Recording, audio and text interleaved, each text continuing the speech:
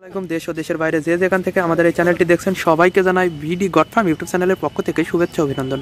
তো দর্শক বন্ধুরা, আপনারা দেখতে পাচ্ছেন যে এই যে ছাগলটা আছে, দাঁড়ান, এই ছাগলটার এই যে পায়ে এটা সমস্যা হয়েছে, দেখতে পাচ্ছেন অ্যাক্সিডেন্ট হয়েছে।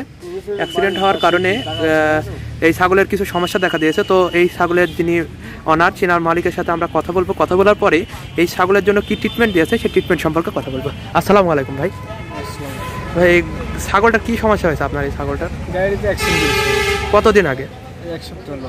এক সপ্তাহ হলো। হাঁটতে পারে না?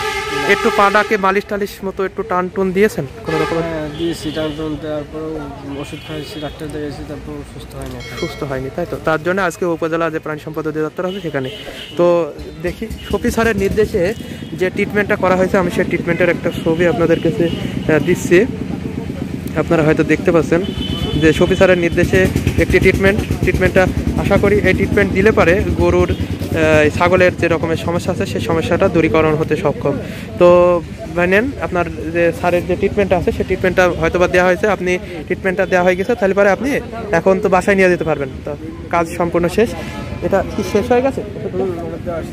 এই যে ওষুধটা, আচ্ছা জিজ্ঞেস করেন।